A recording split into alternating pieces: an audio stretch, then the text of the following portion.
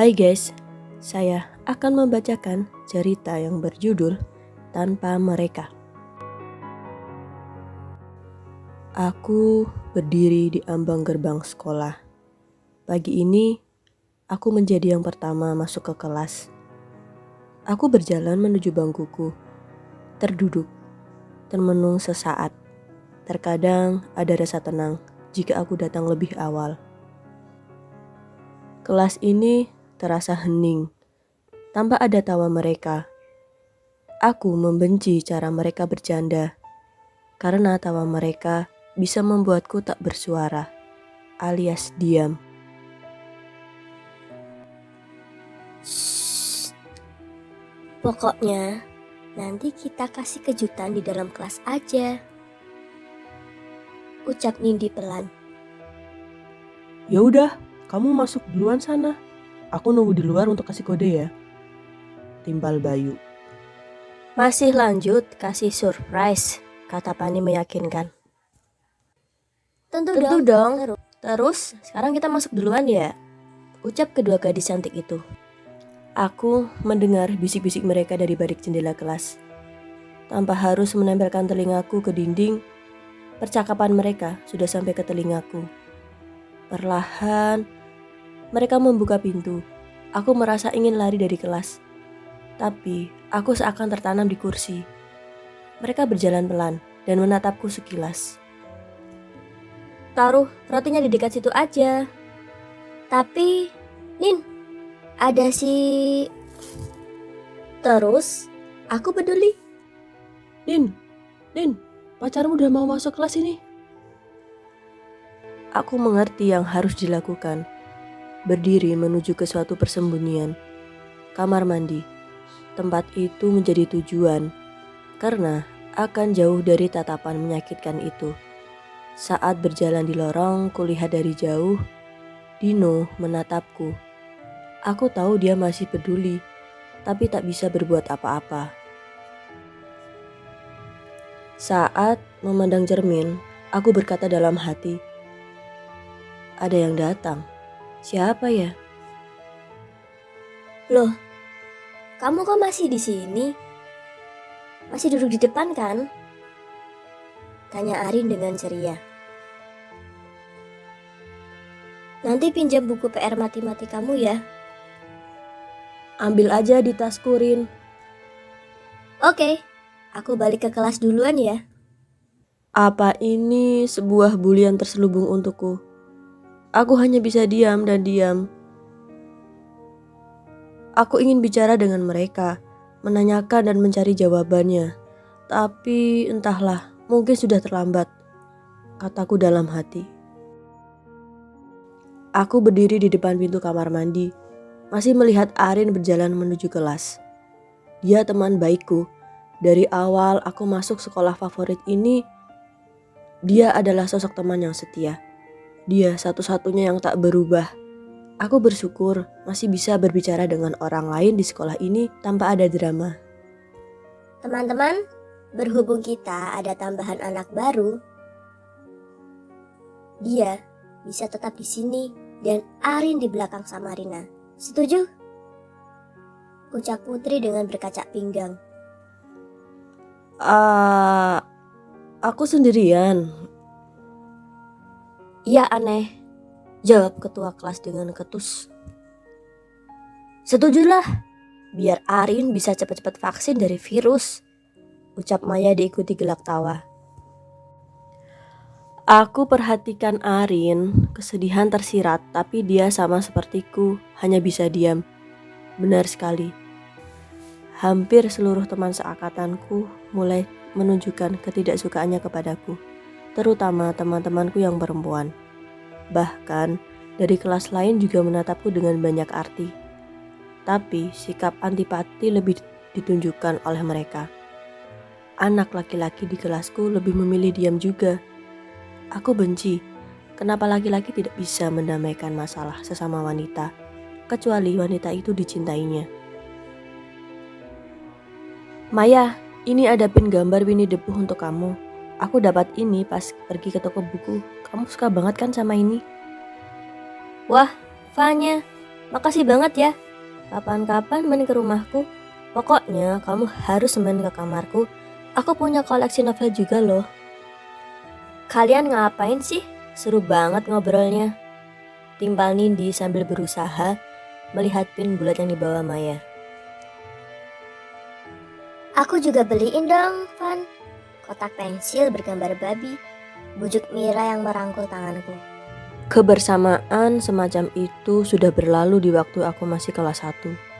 Tapi saat ini di kelas 2, momen itu cuma tinggal kenangan. Aku sedih ketika barang-barang yang pernah kuberikan ke mereka satu persatu ketemukan di dalam laciku. Tuhan, beri aku petunjuk. Apa yang membuat mereka tiba-tiba menjauhiku? Aku merapikan buku-buku. Ini istirahat kedua dan aku bahagia. Jam terakhir nanti adalah pelajaran kesenian.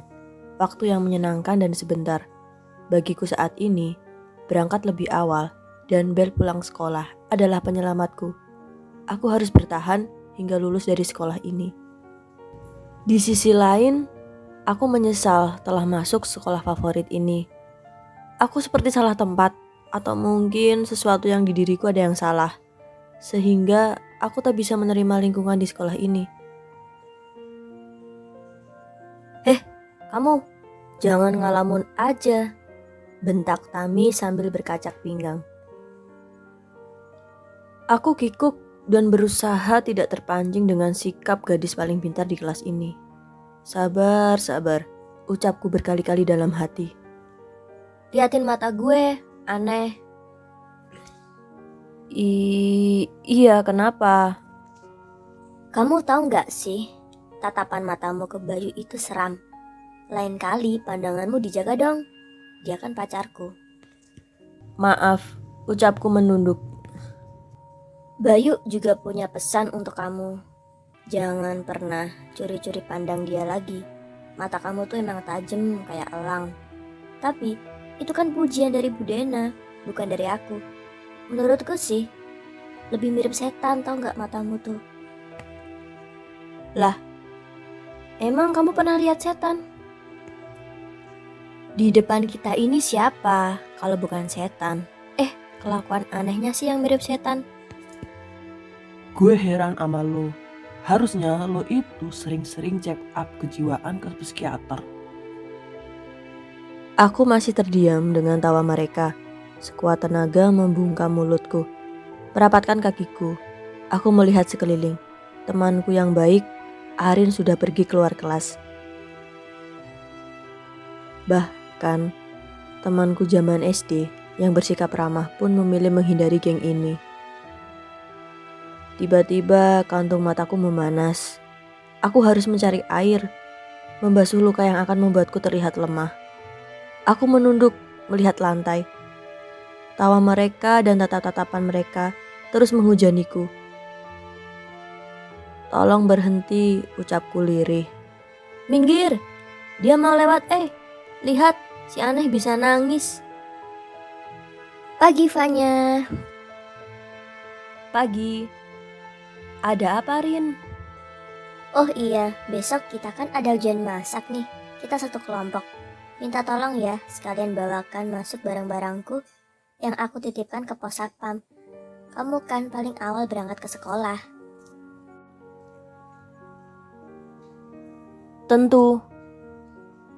Aku boleh tanya sesuatu nggak sama kamu? Kamu sebenarnya tahu nggak sih penyebab Tami dan lainnya menjauhi aku, Rin? Soal itu aku nggak bisa jawab, Van. Lagian aku heran. Kalian dulu dekat sekali, bahkan aku dulu sempat iri karena nggak bisa masuk ke geng mereka. Soal itu aku gak bisa jawab, Van. Lagian aku heran, kalian dulu dekat sekali, bahkan aku dulu sempat iri karena gak bisa masuk ke geng mereka.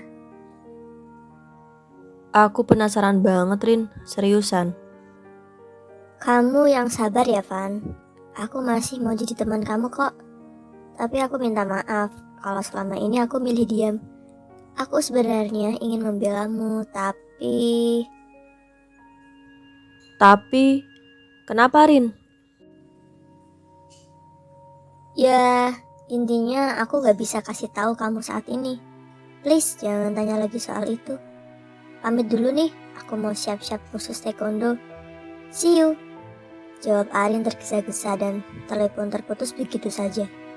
Aku meletakkan teleponku. Kepalaku menjadi pusing. Aku terus berpikir, mencari titik ketenangan. Berusaha menerka-nerka apa kesalahanku terhadap mereka. Tapi buntu, aku tidak menemukan jawaban yang pasti. Hari ini aku mau baca apa ya? Komik atau novel? Novel aja lah. Serial detektif, ucapku dalam hati. Novel adalah bacaanku setiap hari. Benda itu mampu meredam penat pikiranku. Aku seperti memiliki dunia sendiri. Aku menganggap diriku kuat. Karena bulian yang aku alami tidak membuatku ingin bunuh diri atau pindah sekolah. Pak, ini barangnya aku bawa ya. Iya Neng, bawa aja. Jawab Sapam itu sambil menulis sesuatu di buku tamu. Ya ampun, ini kok banyak banget sih barangnya. Satu kresek besar lagi. Dan isinya cuma alat masak. Untung aja gak berat nih. Aku berjalan di sepanjang lorong sekolah. Aku melihat sudah ada yang datang. Khususnya kelas IPA. Hari ini kita serempak akan ujian memasak di aula sekolah. Aku juga melihat mereka. Fanya, sebelah sini, teriak Intan. Aku menoleh ke orang yang menggerutu di belakangku. Orang itu yang pernah menjadi tempat curhatku dulu. Sebelum aku dekat dengan Arin. Dia juga menjauhiku seperti mereka. Sebentar, tolongin bantuin dong, ucapku sedikit berteriak. Lalu, aku menambah kecepatanku berjalan agar aku segera bisa meletakkan barang-barang ini. Sialan loh, hati-hati lo jalan. Cih. Barang yang aku bawa tak sengaja menyenggol tangannya Widi, salah satu dari mereka. Aku tidak sempat berkata maaf. Aku terkejut dengan perlakuan dia yang terakhir. Dia meludahiku, teriakku dalam batin. Tunggu dulu. Apa perlu ludahmu jatuh ke lenganku? Attitude-mu di mana? Tanyaku dengan berani. Widi langsung terdiam dan menunduk. Aku minta maaf, Wid. Aku gak sengaja, tolong maafin aku, ucapku memohon. Aku berusaha mengambil lengannya. Dia pun tidak mengizinkan aku menyentuh tangannya. Udah Van, percuma kamu bicara. Dia gak akan mau membalas kata-katamu. Tutur Arin yang langsung mendorongku untuk menjauhi Widi. Teman-teman, tolong berkumpul di bekas api unggun sebentar ya, ucap ketua kelas dengan menggunakan toa. Kalian kesana aja, aku yang jaga tenda, tuturku yang masih merapikan beberapa tas. Terserah kamu Van, tapi kata tenda sebelah, Dino bakal nyatain perasaannya ke seseorang.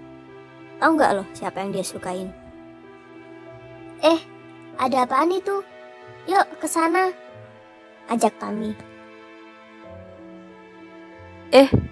Kamu yang dia suka, aku yakin kamu. Masa sih Van? Ya nih, Vanya suka banget bikin kita senang. Mereka itu pusat segala perhatian yang ada di sekolah ini. Aku dekat dengan mereka karena satu hal. Aku lebih pintar dari mereka, tapi aku tidak lebih cantik. Malahan aku termasuk ke dalam golongan cupu. Aku lemah ketika mereka meminta tolong.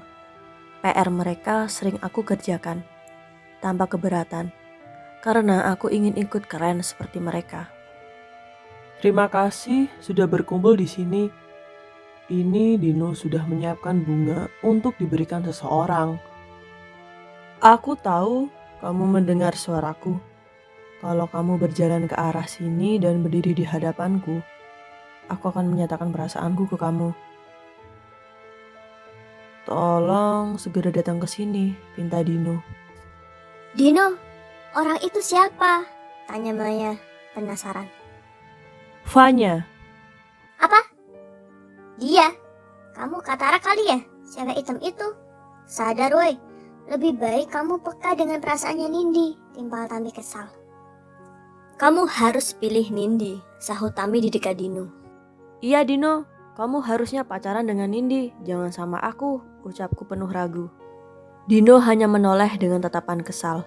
Teman-teman yang lain ikut terpaku dengan kejadian yang mereka saksikan. Seorang Dino yang jadi bintang kelas bisa jatuh hati dengan Vanya. Mereka segera mendekat berkata kasar kepadaku. Aku terdiam kesekian kalinya. Gelang yang mereka pakai dibuang lalu diinjak. Sejak saat itu, aku sudah dibuang oleh mereka. Dino pun berkaca-kaca setelah aku menolaknya. Teman-teman yang lain membubarkan diri. Sejak saat itu semua berubah. Berawal dari mereka, diriku difitnah ini itu. Bulian ini menyadariku sesuatu. Diam dan sendiri itu seperti koin. Ketika kedua sisi itu berdiri dalam posisi yang sama, aku akan lebih kuat. Ketika sisi diam yang terjatuh, aku tidak sendiri, masih ada Tuhan. Namun jika sisi sendiri yang terjatuh, diam adalah segalanya. Karena itu adalah sikap terbaikku. Aku ahlinya dalam berdiam. Aku seperti bisa menghentikan segalanya. Rasa sakit dari ucapan mereka terhanyut dalam kesunyian diam. Sekian dan terima kasih ya guys sudah mendengarkan ceritaku ini. Bye bye.